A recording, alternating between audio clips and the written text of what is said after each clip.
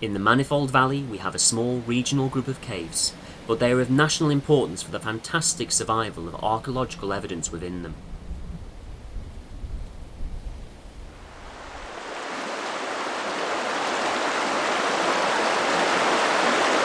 Behind me is the sheer limestone face of Ossum's Crag. At the base of a 40-metre high cliff, a narrow water-worn passage leads down into the earth.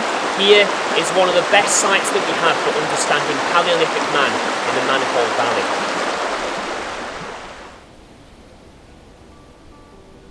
The small cave slopes down for just over 5 metres until it becomes flooded and further exploration isn't possible, but it's unlikely that Paleolithic man ever went this deep.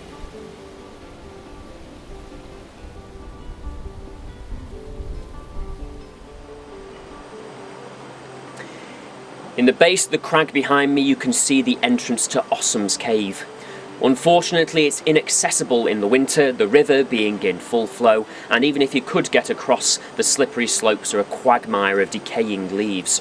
When excavations took place in the cave some 80 years ago, several important finds were made, but surprisingly they were not from inside the cave where relatively little was discovered, but instead just outside on a small platform which extended from the cave mouth. I attempted a visit in the summer, but the undergrowth was so dense and so high that the cave was impossible to access. These photographs show the brooding cliff and dark entrance hidden amongst the trees. In the 1950s, excavations on the platform in front of the cave revealed many fascinating Paleolithic artefacts. 6 white flint implements were discovered, including a backed blade, scraper and boned point. They were associated with an area of charcoal, and within the dark material were the bones of reindeer.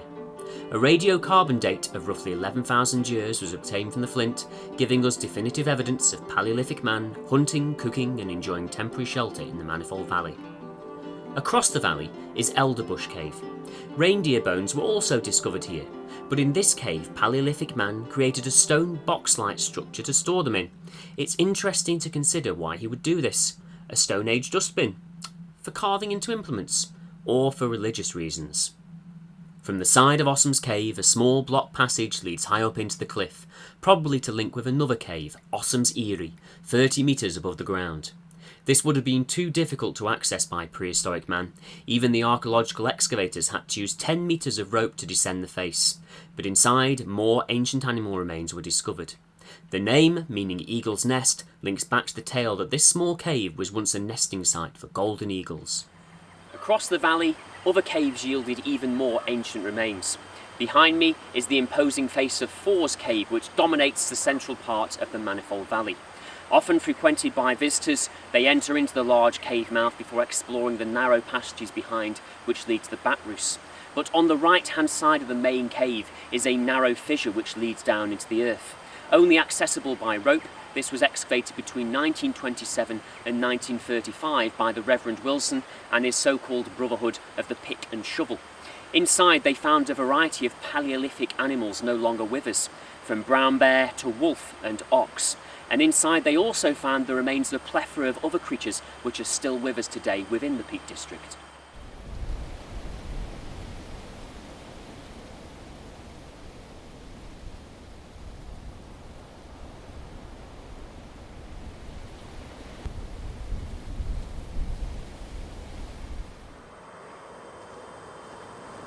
Practically all our evidence for Paleolithic man comes from caves, and there's a simple reason for that. Over the last million years, glaciers have continually eroded and scoured the landscape of the British Isles, but the caves that lie in some of our deep gorges, especially in the limestone country, offered some protection, not just from the glaciers but also from the other elements. Inside, all of the ancient deposits have been slowly buried by sediment, leaving archaeology as a perfect stratigraphy to allow us to examine the remains of our ancient past. But these features themselves can also change over time. I'm standing just in front of the rock shelter at Demon'sdale. It may not look like much now, but 100 years ago it was excavated to reveal some fascinating remains. Many of them were from more modern times, such as the Roman era, but there were some remains that could date even back to the Paleolithic. However, in this case, it's very difficult to get evidence from the site because many of the finds have been lost over the past century, and the rock shelter itself has now collapsed and changed, so the original evidence is no longer visible. This provides a tantalising clue to what may lie hidden in the rest of the Peak District.